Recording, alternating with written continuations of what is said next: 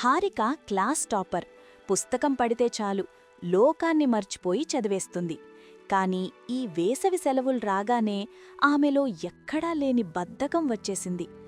రోజంతా సోఫాలోనే పడి ఉండి ఫోన్ స్క్రోల్ చేస్తూ కాలం గడిపేస్తోంది. సంధ్యా సమయం కావస్తోంది. హారిక విసుగ్గా సోఫాలో పడుకుని ఫోన్ చూస్తూ, అబ్బా, ఏం తోచడం లేదు తాతయ్య, బోర్ కొడుతోంది అని మూలుగుతోంది. అది గమనించిన తాతయ్య ఆమె దగ్గరకు వచ్చి, హారిక, రామ్మా, నీకు చిన్న విషయం చూపించాలి అని పెరట్లోకి తీసుకెళ్లారు. అక్కడ ఒక పక్కన చిన్న నీటి కుంట, మరో పక్క చిన్నగా పారుతున్న కాలువ ఉన్నాయి. తాతయ్య ఇలా అడిగారు, అమ్మా, ఈ రెండిట్లో నీకు ఏదిష్టం? హారిక అంది, అదేం ప్రశ్న తాతయ్య, ఆ కుంటలో నీరు నిలకడగా ఉండి నాచుపట్టింది, వాసన వస్తోంది. అదే ఆ కాలువ చూడు, ఎంత స్వచ్ఛంగా గళగళ పారుతూ ఉందో. తాతయ్య నవ్వి ఇలా చెప్పారు, మనుషుల జీవితం కూడా అంతే హారిక.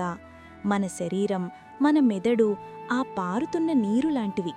ఖాళీగా కూర్చోవడం అంటే ఆ నీటిని ఒక్కచోట ఆపేయడమే. నీరు ఆగిపోతే నాచుపడుతుంది. అదే మనిషి ఖాళీగా ఉంటే సోమరితనం అనే తుప్పు పడుతుంది. హారికకు ఇంకాస్త అర్థం కావాలని తాతయ్య ఒక ఉదాహరణ చెప్పారు.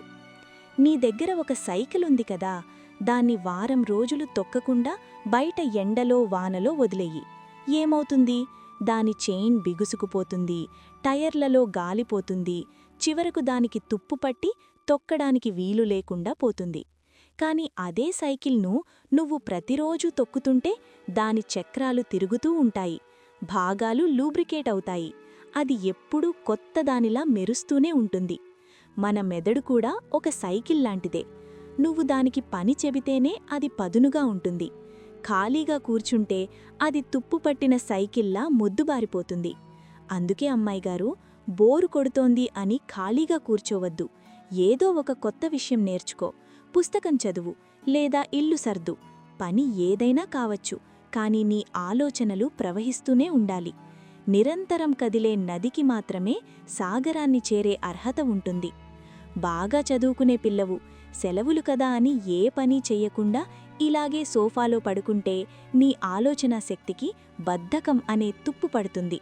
ఆ తుప్పు పడితే రేపు స్కూల్ తెరిచాక నీ మెదడు మునుపటిలా వేగంగా పనిచెయ్యదు. అప్పుడు మళ్ళీ ఆ పదును తెచ్చుకోడానికి నువ్వు చాలా కష్టపడాలి. బోర్ కొడుతోంది అనడమంటే నీ మెదడుకు నువ్వు ఏ పని చెప్పడం లేదు అనర్థం. తాతయ్య మాటలు విన్నాక హారికకు తన తప్పు తెలిసొచ్చింది. అర్థమైంది తాతయ్య, చదువు లేకపోయినా మెదడును ఏదో ఒక పనిలో నిమగ్నం చెయ్యాలి. ఈ కాలువలాగే నేను కూడా ఎప్పుడూ ఏదో ఒకటి నేర్చుకుంటూ ఉత్సాహంగా ఉంటాను. రేపటి నుంచి నా పెయింటింగ్ క్లాసు మళ్ళీ మొదలు పెడతాను అని నవ్వుతూ చెప్పింది.